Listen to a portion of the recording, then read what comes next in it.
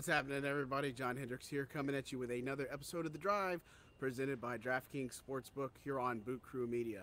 Well, obviously, we're here on Monday Night Football. After the game, what else can you say? That sucked, right? That was just not good. Not what you wanted to see out of the Saints team.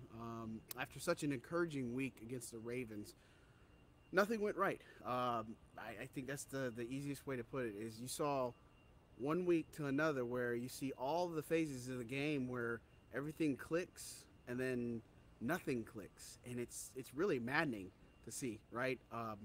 Just defensively, Lamar Jackson didn't beat you in the air. You know, their leading receiver was had 24 yards, and that was Isaiah Likely on the touchdown in the first Ravens touchdown of the game.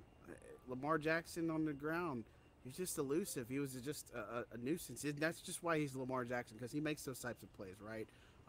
But you know, Kenyon Drake also had success. Missed tackles, blown assignments, injuries.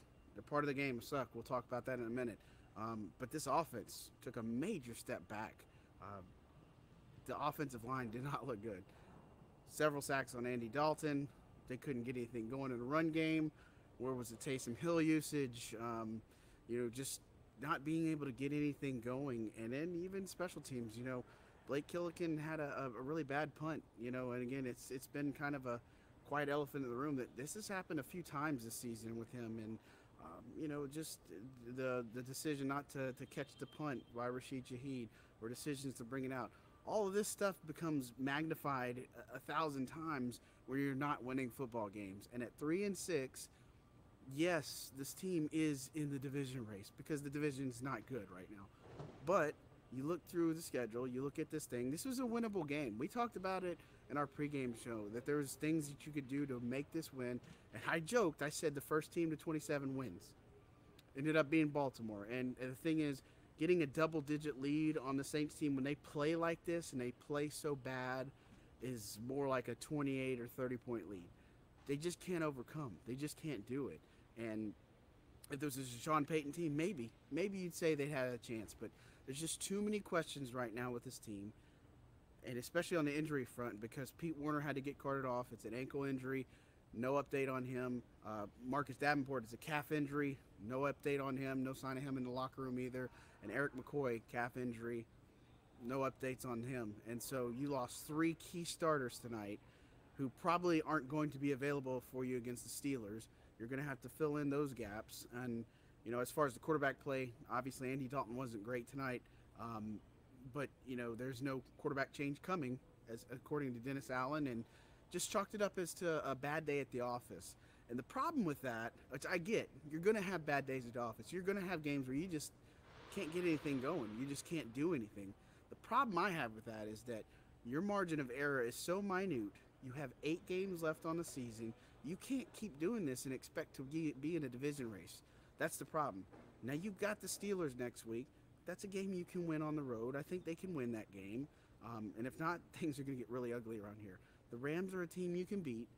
49ers, I don't know. That can go either way, but you might have 2 games left on the schedule where you definitely will lose, maybe. Eagles are one of them because they're the hottest team in football.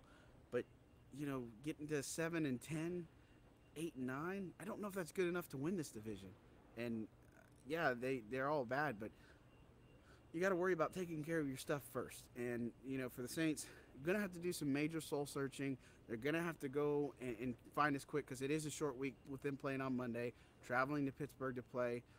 They're just going to have to figure this thing out. And the thing is, it's just maddening because you see such a good product one week and reminiscent of what you expected this whole entire season, and then it is the complete opposite one week after that.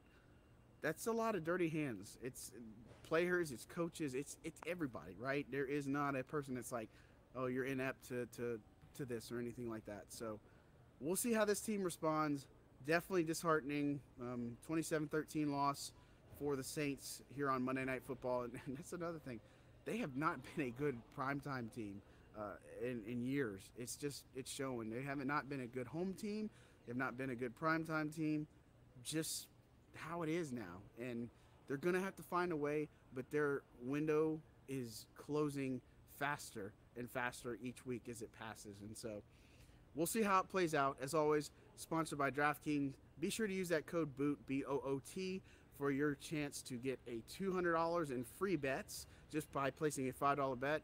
Man, if you would have went with Kenyon Drake as a multi-game touchdown scorer and Isaiah Likely on a same-game parlay, you would have cashed in a good bit of money, I bet. But we'll see how things play out this week. We're really interested to see what the Saints team does in response to this bad loss at home against Baltimore. We'll see if they can put things together. Hopefully they can. If not, look out. This is going to get really ugly really quickly. I'm John Hendricks for Boot Crew Media, signing off. Thanks, guys.